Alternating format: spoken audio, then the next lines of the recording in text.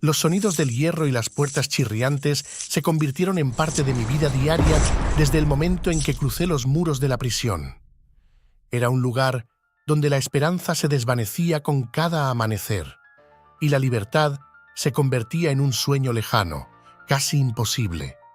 Pero yo no estaba dispuesto a rendirme. Desde el primer día que pisé ese maldito lugar, supe que la única manera de sobrevivir sería escapar. Y sabía que necesitaría algo más que fuerza o valentía. Necesitaría inteligencia y paciencia. Mi nombre es Mateo, y por razones que no importan ya, fui condenado a 25 años de prisión. No soy un santo, pero tampoco soy el monstruo que ellos creían. Lo único que tenía claro es que no pasaría el resto de mi vida detrás de esos muros. Mi oportunidad de escapar llegó de la manera más inesperada. En la prisión, el tiempo se mueve de forma extraña, los días se difuminan uno tras otro, pero en medio de esa monotonía comencé a notar detalles que otros prisioneros ignoraban. Detalles sobre los guardias, sus rutinas y, más importante, las llaves que llevaban colgadas en sus cinturones. Esas llaves eran la clave de mi libertad. Cada vez que un guardia me rondaba, me aseguraba de estar lo suficientemente cerca para observar. Al principio, lo hacía de manera disimulada, un vistazo rápido, apenas un segundo. Pero con el tiempo, fui perfeccionando la técnica. Podía ver cada surco, cada corte en el metal. Me convertí en un experto en memorizar formas y patrones. Durante meses, planifiqué en silencio. Todo comenzó con una simple idea: replicar esas llaves. Sabía que no sería fácil, y mucho menos con los escasos recursos que tenía a mi disposición, pero en prisión uno se vuelve creativo. Mi primer reto fue conseguir el material adecuado. Busqué entre los desechos del taller donde trabajaba y encontré un trozo de metal lo suficientemente resistente como para empezar a moldear. No era nada más que un pedazo oxidado de lo que alguna vez fue una herramienta, pero para mí era la semilla de mi libertad. Las noches fueron las más difíciles. Con la celda en silencio, me deslizaba bajo la manta, trabajando en mi creación con herramientas improvisadas que había escondido en mi colchón. Afilar el metal, darle forma y luego, con cada oportunidad que tenía, compararlo con las llaves de los guardias. Fui meticuloso, cada error me costaba días de trabajo, pero me negaba a rendirme. Mi primera creación fue un desastre. La llave no encajaba en ninguna cerradura y casi fui descubierto por un guardia mientras intentaba probarla en el taller. Pero no me dejé vencer. Sabía que estaba cerca, que solo necesitaba ajustar algunos detalles. Así que volví a trabajar, con más precisión y más paciencia. El segundo intento fue mejor, pero aún no era perfecto. Sin embargo, esta vez, la llave se acercó lo suficiente a la original como para abrir una de las cerraduras del taller. Era un pequeño triunfo, pero me dio la confianza que necesitaba para continuar. Sabía que, si podía replicar una, podría replicar todas. El verdadero desafío fue replicar la llave de la puerta principal, la que me llevaría directamente fuera de la prisión. Durante semanas, estudié esa llave en particular. Un guardia llamado Ramírez siempre la llevaba consigo, y cada vez que pasaba cerca, hacía lo posible por memorizar cada detalle. Ramírez era un tipo metódico, seguía su rutina al pie de la letra y eso jugó a mi favor. Sabía exactamente cuándo estaría de servicio, cuándo pasaría cerca de mi celda y cuándo podría tener una oportunidad de observar la llave de cerca. Finalmente llegó el día en que mi última creación estuvo lista. La sostuve en mis manos, temblando ligeramente, sabiendo que era mi única oportunidad. Esa noche, esperé hasta que el silencio lo invadió todo. Desde mi celda, podía escuchar el suave ronquido de mis compañeros presos y el murmullo lejano de los guardias en su ronda. Salí de mi celda, deslizando la llave que había replicado en la cerradura. La adrenalina recorrió mi cuerpo mientras giraba la llave lentamente. Cuando escuché el suave clic, supe que había logrado abrir la primera puerta. Pero esto era solo el comienzo. Cada paso que daba por los pasillos oscuros estaba lleno de peligro. Los guardias podían aparecer en cualquier momento, y si me descubrían, no habría segundas oportunidades. Caminé con la máxima precaución, evitando las áreas iluminadas y escuchando cada sonido con atención. El siguiente obstáculo era la puerta que conducía a la sala de vigilancia. Esa era la más complicada, ya que estaba protegida por una cerradura mucho más moderna que las demás. Pero había dedicado semanas a estudiar esa llave en particular y sabía que mi réplica funcionaría. Con el corazón latiendo en mi pecho, inserté la llave en la cerradura. Giré y una vez más, un suave clic me indicó que estaba en el camino correcto. Entré en la sala de vigilancia y desactivé el sistema de cámaras, algo que había aprendido a hacer durante mi tiempo en el taller. Era un movimiento arriesgado, pero no tenía otra opción. Si las cámaras me detectaban, todo habría terminado. La última puerta era la que conducía al patio exterior, donde tendría que escalar el muro para alcanzar la libertad. Sabía que no tenía mucho tiempo antes de que los guardias notaran la falla en las cámaras, así que me moví rápido. La llave para esta puerta era la que más había practicado replicar y funcionó a la perfección. Cuando salí al frío aire de la noche, sentí una mezcla de alivio y miedo. Estaba tan cerca, pero aún no estaba fuera de peligro. Escalé el muro con la ayuda de una cuerda que había fabricado con sábanas y me dejé caer al otro lado, rodando sobre el suelo para amortiguar la caída. Me levanté y corrí. No sabía a dónde iba. Solo sabía que tenía que alejarme lo más posible. Con el sonido de las sirenas en la distancia, supe que habían descubierto mi escape, pero para entonces ya estaba lejos, libre por primera vez en años. Desde entonces he vivido en las sombras, siempre en movimiento, siempre un paso por delante. No sé cuánto tiempo más podré mantenerme oculto, pero una cosa es segura: la libertad, por más efímera que sea, es un sabor que nunca olvidaré. El sentido del confinamiento. Cada día en prisión comenzaba igual. La luz artificial de los fluorescentes encendía abruptamente mi celda, dándome la bienvenida a otra jornada idéntica a la anterior. Habían pasado ya 6 años desde que crucé el umbral de esta institución. Mis piernas, antes fuertes y ágiles, eran ahora una carga muerta que arrastraba conmigo a todas partes. Un accidente automovilístico había terminado con mi movilidad y, para colmo, me había dejado en esta prisión, condenado por un fraude que, irónicamente, jamás cometí. A mis 45 años, mis días estaban condenados a la monotonía de un entorno hostil. Sin embargo, la vida no me había preparado para la inacción, y en las horas que pasaba junto a la ventana de mi celda, había aprendido a observar, a analizar y a aprovechar la única cosa que me quedaba: mi mente. Todo comenzó una noche que en principio parecía no tener nada de especial. La luna iluminaba débilmente el patio, y el silencio de la noche solo era interrumpido por el lejano zumbido de los generadores. Desde mi ventana tenía una vista parcial de la zona de visitas y de parte del estacionamiento exterior. Esa noche, mientras miraba a través de los barrotes, noté un destello en la esquina del estacionamiento. Era sutil, apenas perceptible, pero mi mente, entrenada por años de observación, no lo dejó pasar. Vi una figura moverse rápidamente hacia un automóvil estacionado en la sombra. El coche se encendió y salió con sigilo, sin encender los faros, hasta que estuvo lejos de la prisión. Era una imagen extraña, pero no tenía nada concreto. Sin embargo, la sensación de que algo estaba mal persistió en mí, como un mal presentimiento que se aferra al estómago. ¿Qué podía hacer un hombre en silla de ruedas desde su celda? Lo que siempre había hecho: observar, analizar y pensar. Al día siguiente, la prisión estaba sumida en el caos. Un recluso había sido encontrado muerto en su celda, aparentemente víctima de un ataque cardíaco. Sin embargo, los rumores entre los internos y el inusual nerviosismo de los guardias sugerían otra cosa: asesinato. El nombre del fallecido era Jarek Kovacs, un hombre de origen húngaro que había sido condenado por tráfico de armas. Kovacs no era un hombre que tuviera amigos, pero tampoco tenía enemigos declarados, al menos no dentro de la prisión.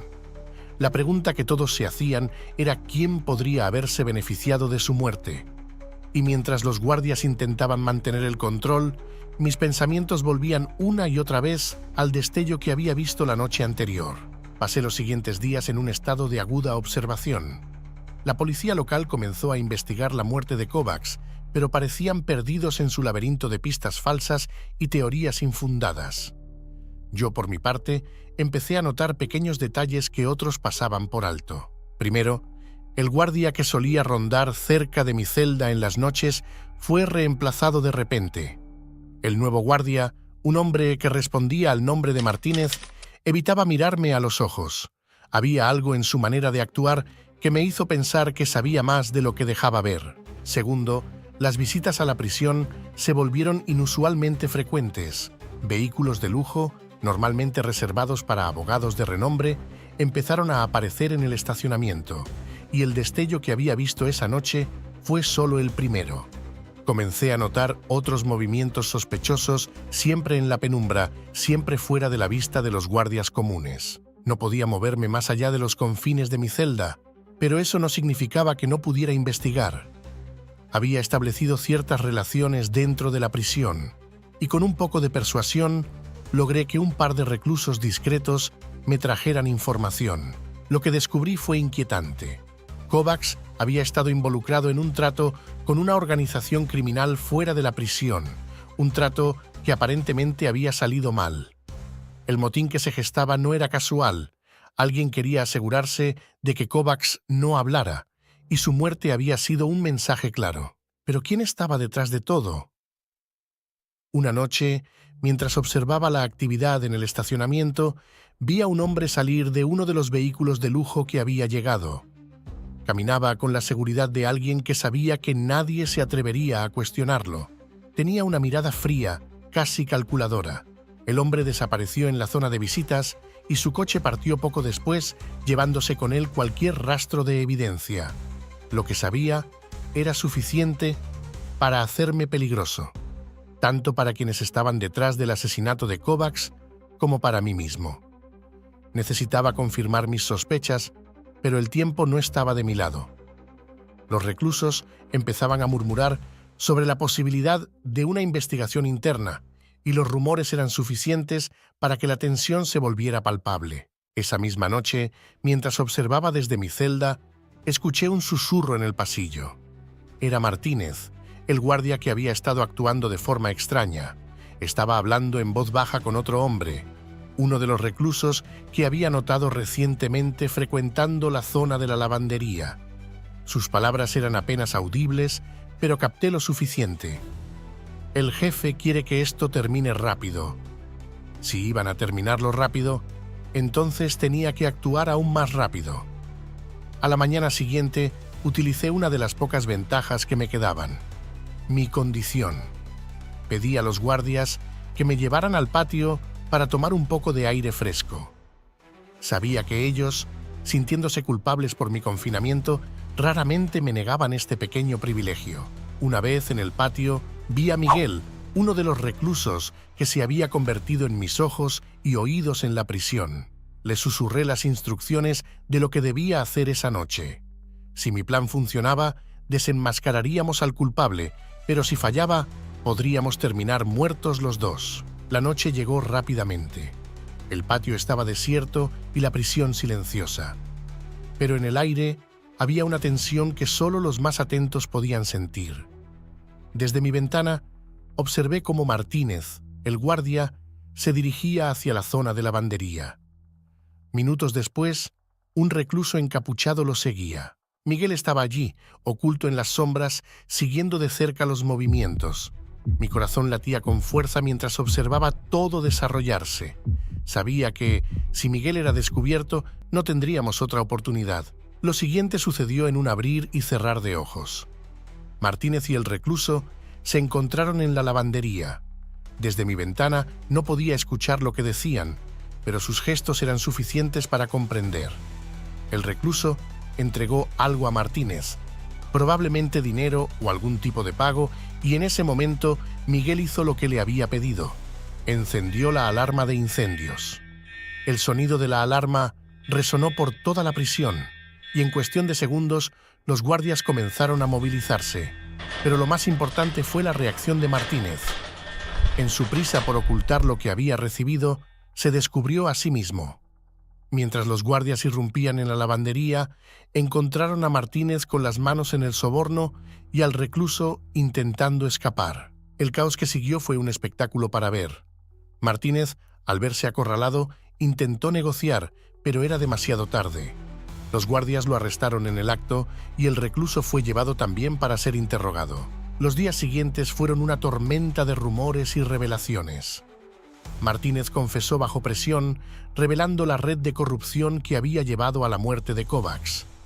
Resultó que había estado trabajando para la misma organización que Kovacs había traicionado, y su tarea era asegurarse de que Kovacs nunca hablara. La investigación interna reveló que varios guardias estaban involucrados en la red de contrabando y que el asesinato de Kovacs había sido solo la punta del iceberg.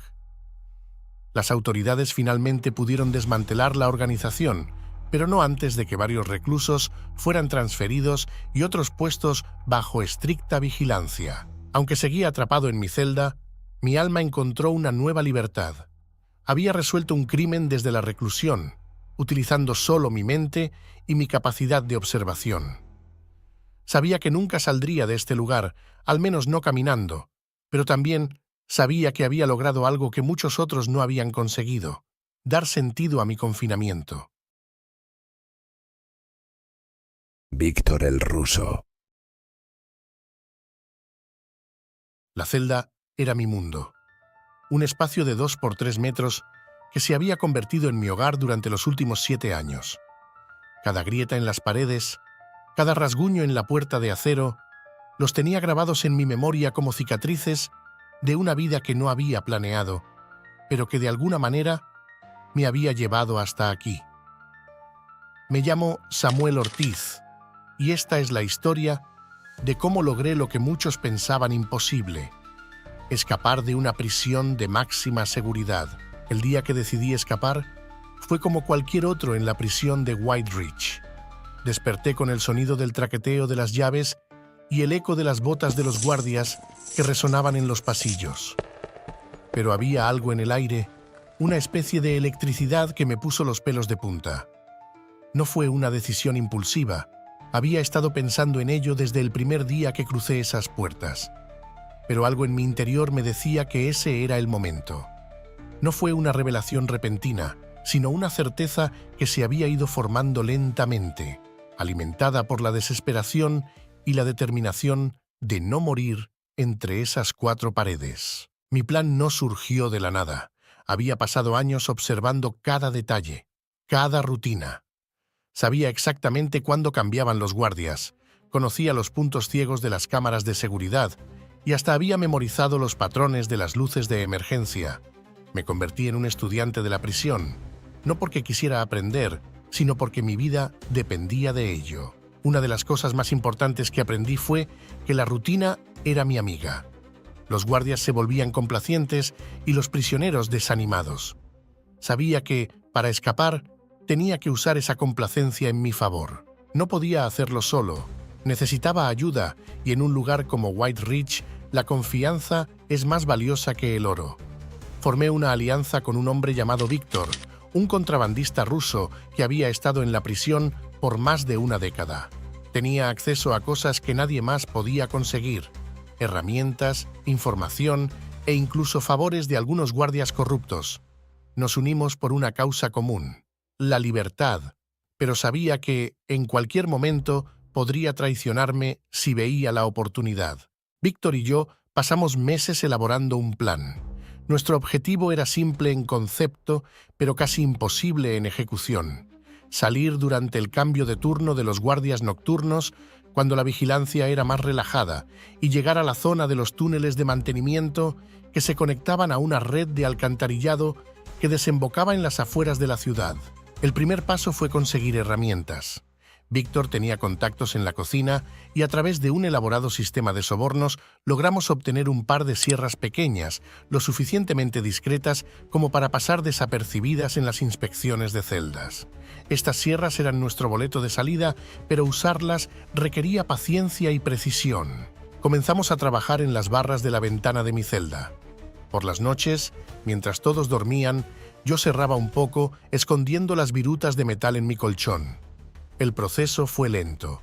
Tardé semanas en hacer un corte lo suficientemente profundo como para que una barra cediera, pero no lo suficiente como para que se notara a simple vista. Había una ventana de tiempo muy pequeña para llevar a cabo nuestro plan, y la oportunidad se presentó durante una tormenta de verano. Las tormentas siempre causaban estragos en el sistema de seguridad, provocando cortes de energía y distrayendo a los guardias. Sabíamos que el ruido de la lluvia y los truenos nos daría la cobertura perfecta. Logré quitar la primera barra y aunque el proceso fue extenuante, el pensamiento de la libertad me dio fuerzas para continuar. Una vez fuera de la celda, nos movimos sigilosamente por los pasillos oscuros, evitando a los guardias. Los puntos ciegos de las cámaras de seguridad nos permitieron llegar hasta una trampilla en el suelo que conducía a los túneles de mantenimiento. Sabía que estos túneles eran nuestro camino hacia la libertad, pero también un laberinto traicionero que podría ser nuestra tumba si nos perdíamos. Dentro de los túneles, la oscuridad era total, y el aire estaba cargado de humedad y el hedor del alcantarillado. Avanzábamos lentamente, guiados por un viejo mapa que Víctor había conseguido de alguna manera. El mapa era incompleto y confuso, pero era lo único que teníamos. A medida que avanzábamos, nos dimos cuenta de que no éramos los únicos que habían pensado en usar los túneles. Encontramos rastros de intentos de escape fallidos, herramientas oxidadas, ropa abandonada y, en un caso, un esqueleto que no había tenido tanta suerte como nosotros. La paranoia comenzó a apoderarse de mí. ¿Y si el mapa era una trampa? ¿Y si Víctor me estaba llevando a un lugar donde planeaba deshacerse de mí? Cada paso que daba sentía como si estuviera caminando hacia mi propia muerte, pero no podía darme el lujo de detenerme. Finalmente, después de horas de caminar, llegamos a un punto del túnel donde el mapa marcaba una salida hacia el alcantarillado principal, que nos llevaría fuera de la prisión. Al llegar a la supuesta salida nos encontramos con un obstáculo que no habíamos previsto. La reja de acero que bloqueaba el acceso al alcantarillado principal estaba sellada con candados de alta seguridad. La desesperación se apoderó de nosotros. Intentamos forzar los candados, pero eran indestructibles sin las herramientas adecuadas. Estábamos atrapados. Víctor, con una calma fría que me puso los nervios de punta, reveló que tenía una última carta bajo la manga. Sacó un pequeño explosivo que había escondido en sus ropas. Era un riesgo extremo, pero en ese momento era nuestra única opción. Colocó la carga en la base de la reja y nos preparamos para lo peor. La explosión fue más fuerte de lo que esperábamos. El túnel resonó con un estruendo ensordecedor y por un momento pensé que todo se derrumbaría sobre nosotros. Pero la reja cedió y con ella nuestra ruta de escape quedó abierta. El ruido de la explosión atrajo la atención de los guardias y sabíamos que no teníamos mucho tiempo. Corrimos por el alcantarillado con el agua sucia salpicando a nuestro alrededor. El olor era nauseabundo, pero lo ignoré, concentrándome únicamente en llegar a la salida. El alcantarillado desembocaba en un río que pasaba por las afueras de la ciudad. Cuando finalmente vimos la luz del día al final del túnel, la adrenalina me invadió. Pero la salida estaba custodiada por una reja oxidada que apenas se mantenía en pie. Con las últimas fuerzas que nos quedaban, logramos abrirla y salir al exterior. El aire fresco golpeó mi rostro y por un momento me quedé allí, inmóvil, disfrutando de la sensación de libertad. Pero sabía que no podíamos quedarnos. Habíamos planeado un punto de encuentro con un contacto de Víctor que nos llevaría a un lugar seguro, pero en el fondo no confiaba en él. Llegamos al punto de encuentro, una cabaña abandonada en medio del bosque. Allí, el contacto de nos esperaba con un coche y pasaportes falsos. Mientras Víctor y el hombre hablaban en ruso, comencé a sentirme incómodo. Algo no estaba bien. Mis sospechas se confirmaron cuando el hombre sacó un arma y apuntó directamente a mí. Víctor me había traicionado y ahora planeaba deshacerse de mí para quedarse con todo. Pero no contaban con que yo también tenía un plan. Había previsto la posibilidad de una traición y había escondido una pequeña navaja en mis ropas. Cuando estaban distraídos, aproveché la oportunidad y me abalancé sobre ellos. Fue un enfrentamiento brutal y desesperado, pero en un momento de descuido logré desarmar al hombre y herir a Víctor. Herido y suplicante, trató de negociar su vida, pero no le di la oportunidad. Sabía que, si lo dejaba vivir, tarde o temprano volvería por mí. Tomé el coche y los pasaportes falsos y me fui, dejando a Víctor a su suerte.